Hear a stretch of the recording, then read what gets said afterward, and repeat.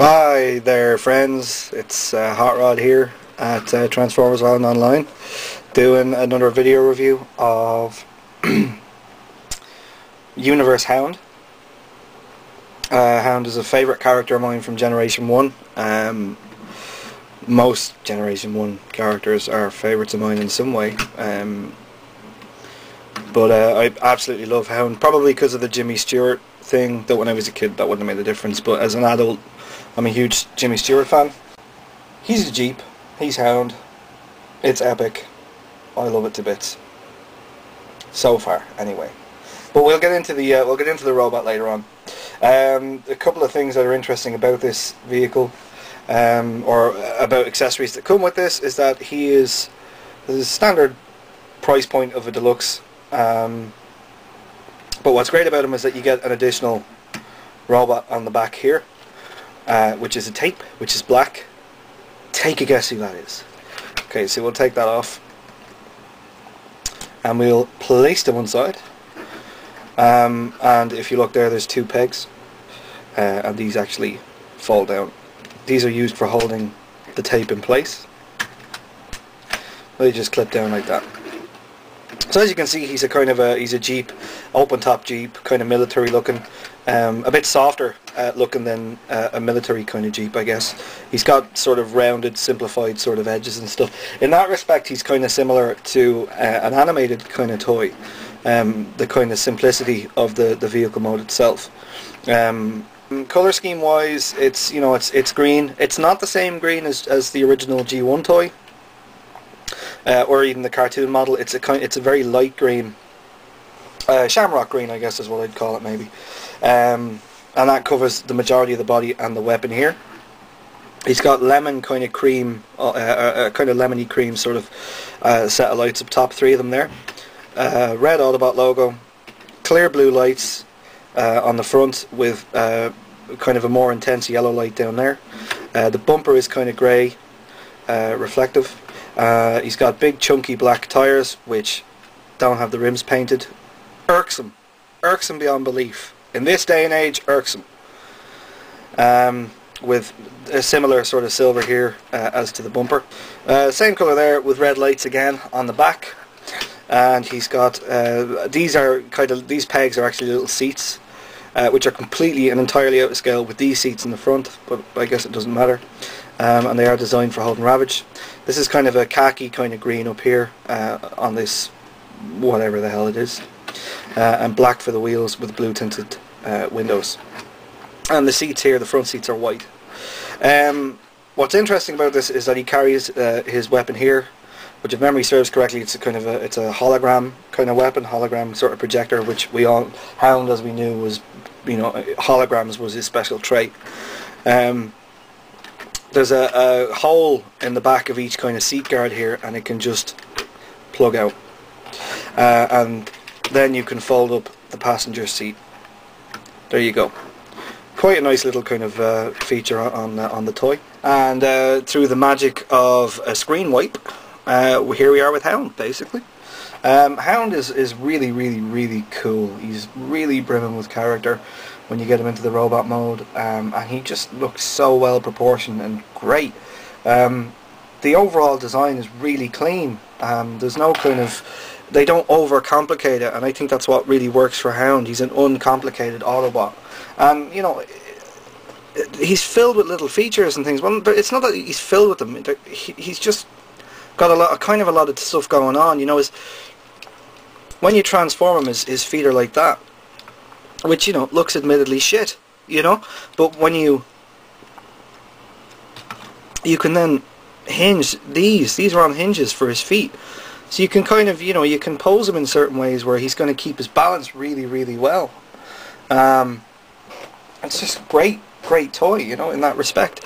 The design is really good. He's got a lot of articulation as well. The legs can move forward, they can bend at the knee, they can swivel in and out. And what's really good is that the swivel is actually hidden by the front part of the knee here, or the front part of the thigh. The thighs are actually made up of the car seats, and they just fold in on themselves. They look a bit bulky, but I don't, from the front it's not really going to matter. He's really, really good, and the transformation is very clever. That these are the car seats. You wouldn't know they're the car seats just looking at them like this. Additionally, you know, on top of this with the swivel, as I said, you've got this stuff, and that actually his feet move up and down as well, and then they pivot in and out. I mean, you can't get any better than that for any sort of posability. It's just absolutely awesome. The hands, again, you know, the arms, they're on a ball joint. They move in pretty much any direction you want. They also bend, swivel, and because of the way the fists kind of move in and out, they don't spin, but you can bend them away from the wrist a little bit, you know. The only real complaint I would have about the toy overall is the fact that his chest piece here doesn't really lock into anything, you know. It just kind of clips down. Now the top part's heavy, so you know you don't get, if you're doing this sort of thing, nothing happens to it. But it's just that it is there, and that is a little bit irksome. You know, if this kind of waist part had locked this down or something a bit better, which I guess it's kind of supposed to do, but it doesn't really succeed that well. That just would have been a little bit more pleasing.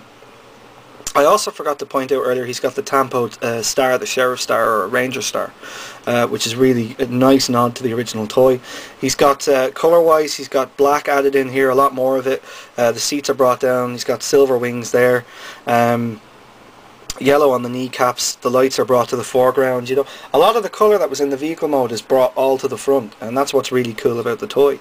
He's also got the yellow stripes here. Something I forgot to mention when he was in vehicle mode is that he's actually got a winch, and the rope that's attached to the winch is actually moulded into it, which I think is a really nice little touch. And then really that's you know, all that's really left about the figure is the head mould, and it is perfect. It looks exactly like the animation model. Also the wheels here, it doesn't, like, it kind of doesn't really say how they're supposed to be positioned. You could kind of lock them in like that behind his head, but that doesn't look too good. You can also sort of lock them down a little bit, but also that doesn't look too good. I think overall it just looks better when they're out like this, because he blends into the other Autobots really well. You know, Prowl and Smokescreen and all that, they've got the wings sticking out at the back, and I think this just works for him. I think it adds to the overall kind of look. It also helps keep this weapon in. This weapon is his hologram projector thing. It can fit into his hand, like so, but that's not where it belongs. Oh, no, no, no, no. It belongs up on Hound's shoulder. Now, it doesn't really clip in. On the back, there's a little kind of lip on both sides, but this thing doesn't really stay solid. So when you do put it in, I find it's best that with the wheels the way they are like that, they kind of lock it into place. And that just makes it, overall it makes it a little bit better, you know. Okay, so we all know Hound is the main event, okay, but I did mention he comes with this tape. This tape, as we know, is Ravage, okay? So, what's really interesting is that the tape is actually more or less the same size and scale as the original G1 tapes, and fits in Generation 1 Soundwave's chest. That's ingenious. I mean, okay, so he's not the most posable figure in the world, but I think this is absolutely epic. He's in 3D. He's not just this sliver of a lion with the legs right next to each other and he can't pose. And what's even better is that the head can be moved up and down. He's riddled with little bits of detail. Tail can move up and down. Legs can move. He's got a tiny little Decepticon logo, which is so small I can't find it. There it is. Right there. Tampoed on. Very, very dark. Hard to see. Perfect for a spy. And what's really interesting is that these holes in the back actually take the original Ravage's missile. You can have those on here. Mine's in storage, so I can't show you that. I apologise. I fail epically. But this is a fantastic, fantastic little addition. And he comes with a deluxe toy. You're getting a free toy with this toy. How can you complain about this? This is brilliant. And that's really it, you know. I recommend him. I can't fault him. If you don't want this toy, there's something wrong with you. That's all I can say. He is such a great, great figure, and he looks great on the shelf next to the likes of Prime and Smokescreen and Silver Streak, and the list goes on and on and on. But he looks fantastic next to them. He holds his own. He's great look, real clean, great colours. I highly recommend him. Okay, cheers. You don't have to be crazy to do this, but it sure helps.